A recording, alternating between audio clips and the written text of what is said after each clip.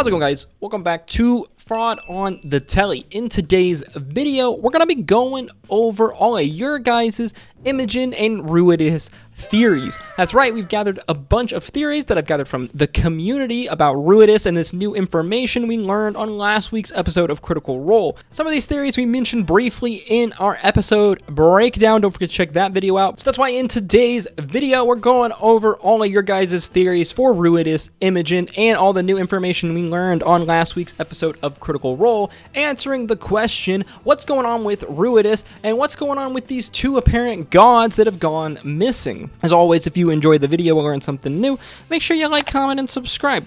Don't forget to check out some of our other Critical Role content, and let's get right into it, shall we? So before we get down into any of these theories, let's break down all of the information that we know and we recently learned. So we know that Imogen has been receiving dreams. Since she started receiving these dreams, strange markings, lightning, almost like scars, have been appearing on her body. These dreams have grown consistent and more vivid, dreams of a red storm coming with a strange woman and an army coming from them as well. We know that the woman in Imogen's dreams is Oton, the leader of the Paragon's Call, a mercenary group and crawler gang. She's been holding strange meetings in the Feywild with members of the Unseelie Court, delving into research into the moon of Ruidus. It's theorized that Oton also receives dreams like Imogen, as she's covering certain parts of her body very inconspicuously, almost like she has these lightning scars underneath, which possibly seem to be an indication that someone receives these visions from Ruidus. We know that about 7 years ago, Ruidus' moon has begun flaring inconspicuously around when the events of Campaign 2 came to an end. We know also around 7 years ago that Ruidus' light has been reaching the Feywild, an area where Ruidus' light has no business being there. We know that there is a group in the Unseelie Court trying to harness the power of Ruidus and making deals, like we said, with Oton and the Paragon's Call. We know that Fearne's parents, in an apparent effort to protect Fearne, who we learn is Ruidus born, stole an item from the Unseelie Court and are now working with the Nightmare Plane on Exandria and the Material Plane to try to figure out what the heck is going on with Ruidus. We know that there existed a group of scholars called the Grim Variety that devoted their lives studying Ruidus. We know that there is a group of Grey Assassins out there that have killed half of these members of the Grim Variety and attempted to kill Keyleth of the Air Ashari. We also learned that Ruidus did not always exist on Exandria, as their texts indicate that there was a time in the founding where Ruidus was not around yet. Ruidus had not been made yet, apparently. As well, these texts from the founding indicate that there were once two more deities to the pantheon of deities that existed at the time in Exandria, which there are no more records of. They mysteriously gone missing, leading many to think there is a link between these missing gods and Ruidus. Finally, we know that there is an apogee solstice on the way in the next month in Exandria. The apogee solstice is an extremely powerful solstice, making the lines between the planes blur, making works of incredible magic possible, and allowing the ley lines of Exandria to be rewritten and removed. Okay, let's start with one of the most obvious theories, one that I think is actually pretty likely. Ruidus is a prison.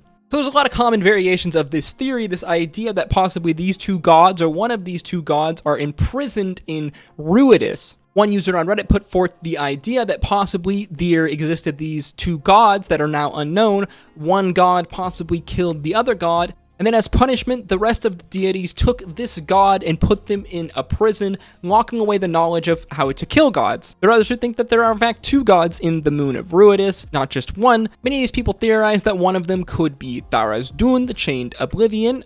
Others theorize that this could be two of the other primordials that aren't mentioned in EXU Calamity, while others theorize that possibly the former god of death, the one that the Raven Queen replaced in the Age of Arcanum, is somehow imprisoned in the moon of Ruidus. So let's start with the top, Tharizdun, the Chained Oblivion. Now, this is very much unlikely. Well, I guess it's possible that Tharizdun is imprisoned in Ruidus, but Tharizdun is obviously not one of these two unknown gods. Tharizdun was part of the Calamity, therefore we know that they can't be one of these unknown gods that went missing at some time during the founding. It is possible that Tharizdun could be potentially trapped within Ruidus, but this doesn't seem to make sense, as we know Ruidus was created early on in the founding. As well, there are hints that Tharizdun is somehow trapped somewhere in the Shadowfell, former god of death. Okay, plausible, but again, unlikely. when the Raven Queen ascended to godhood, the former god of death was not only killed, but completely destroyed, all records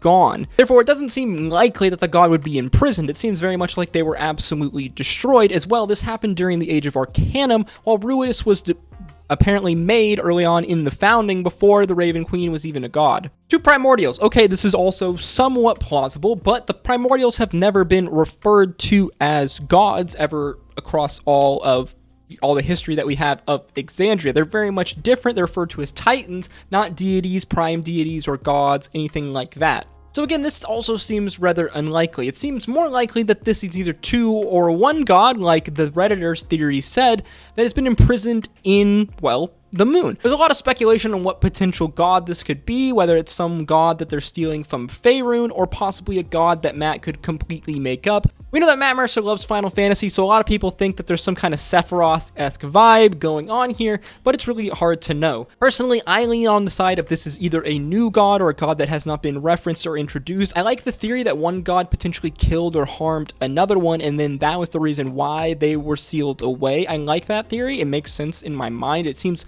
a little more likely than possibly 2 gods that were fused into Ruidus, but with Matt Mercer, it's really hard to know. One user's theory on Twitter is that Oton is attempting to work with the people in the Feywild. They've made some sort of cult to Ruidus, and their idea is that once the Apogee Solstice occurs, they're going to use the removal of the ley lines to somehow crash Ruidus into Exandria, basically cracking it open like an egg and freeing whatever god is inside. Now, this is an interesting theory, one that is very much possible, as there's don't see any reason to believe why not. If you believe that the god is somehow trapped within the moon, then obviously it would seem like the god's idea, the god's plan, is to somehow escape from this prison that they found themselves in. Another theory then is that maybe the god wasn't imprisoned in the moon, but the god was transformed into the moon. That god's essence is the moon itself. Another theory then is that Oton is trying to make Ruidus stay in the sky flared permanently. This would possibly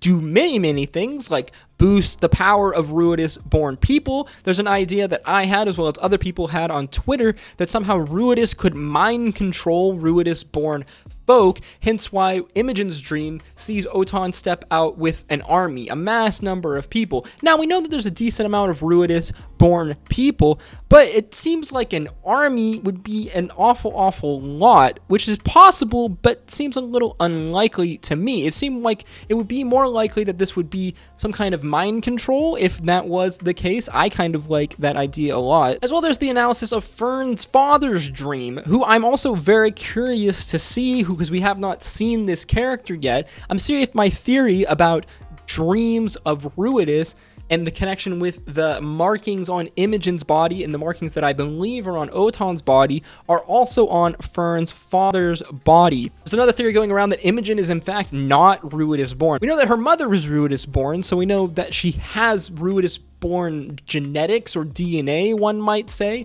but the likelihood that she would be Ruidus born and her mother would be Ruidus born does seem a little low, and I'm starting to kind of like this idea. We just assume that she's Ruidus born, but it seems like possibly she's not, especially because we know that Fearne is apparently confirmed Ruidus born, if we believe Birdie, but Fearne doesn't seem to have any noticeable markings on her, obviously because Fearne does not receive visions. Fearne's father sees the Feywild burning with the light of Ruidus and this red storm, very similar to Imogen's dream, but at the center of it all is Fearne. Now, this would imply that if we take Imogen's dream, that Fearne is somehow the cause or the conduit for this destruction of the Feywild. Now, this kind of leads credence to the mind control theory, because why would Fearne, this character who is, not exactly good, do something so evil as that? It doesn't really make sense. Another theory then, along the lines of kind of the Majora's Mask moon crashing down into Exandria theory, is that there's going to be a warped of the planes. We know that with the story of Alyxian and the creation of the Netherdeep, that Ruidus has some kind of weird interplanar power, as Alyxian's Ruidus-born nature is what created the Netherdeep, a rip and a kind of tear in this dimension into its own plane. Now, what if Ruidus and this apogee solstice and the rewriting of the ley lines could somehow merge the planes of the Feywild with Exandria itself in the prime material plane? This would be interesting because it seems like there is some kind of Ruidus-esque cult we know with Oton, and she is working intimately with members in the Feywild to obviously have some kind of shared goal here, whether it's benefiting from the power of Ruidus. So again, we have the army theory. What if these people are working to gain control over Exandria in name of their moon lord or using their moon powers, and they want to enter into the material plane? What better way to do that than to somehow, I don't even know how this would work. You combine the planes together, ripping a hole kind of in the dimensions, tearing the planes together, allowing for this army and this cult that seems to be building in the Feywild, people who are taking advantage of Ruidus-born powers, to come into the prime material plane and therefore conquer the land, I guess. I'm not really sure. Along those lines, there's several points that exist across Marquette for these nexus points for the apogee solstice. One of these, as pointed out by our Redditor friends, exists in the ocean off the coast of Marquette, making for a very interesting idea if somehow this was how Alyxian and possibly the Netherdeep could get introduced into Campaign 3. Another theory that I thought was a little interesting is that every single member of the cast's character are somehow interlocked with Ruidus. Not necessarily Ruidus-born, but they have some kind of connection with the moon itself. This Redditor theorized that possibly FGG was woken from stasis under the gaze of Ruidus. Laudna was then possibly raised from the dead under Ruidus. Chetney could have possibly been turned into a werewolf or transformed for the first time under Ruidus. It's possible that the ritual that saved Ashton's life with Dunamis occurred under Ruidus. We know that Orum's lost his husband and lover due to events coinciding with Ruidus, and Fearne is Ruidus-born, and we know that Imogen is possibly Ruidus-born. At the very least, her mother is Ruidus-born. Now, obviously, some of these are a bit stretches, and we don't really know the answer to that yet, but it would seem not unlikely or improbable that it's potentially that most of these characters could somehow link with this moon. I'm not really sure exactly what that would accomplish as far as the plot-wise. Maybe it would make characters more tied into the outcomes of the moon, but it seems like that's already going to be the case. As personally, this problem that the cast are rapidly opposing, as remember we have 1 month before the apogee solstice, seems like one that I don't think they're supposed to or be able to solve. This problem seems way above their pay grade for the level that they're at. This seems very much like almost kind of in a Campaign 1-esque fashion, a big event that's going to happen in Exandria that's going to change things basically forever and be a bigger, grander problem that they're going to push them into the later levels to be able to solve. Personally, I really like the moon is a prison-esque theory. It makes the most sense. I like the idea that these two gods that are no longer mentioned in the pantheon that were erased from history, possibly the idea that one killed the other and then they imprisoned their god brethren for one, their crimes, and two, not wanting to let out the possibility of how to kill a god, because that is something that we know that the prime deities and the deities in general are super, super paranoid about.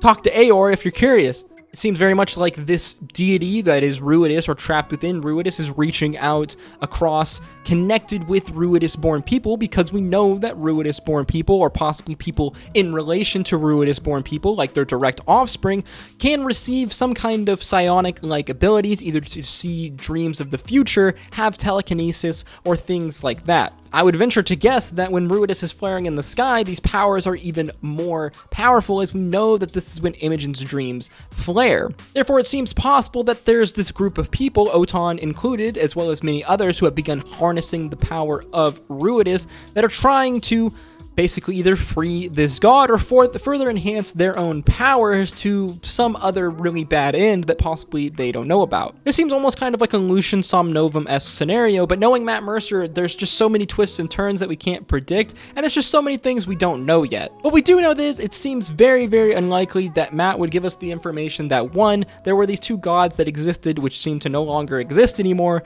and two, the moon of Ruidus was not always there. He wouldn't give us this information if it wasn't somehow linked. Now, it seems kind of obvious how it's linked.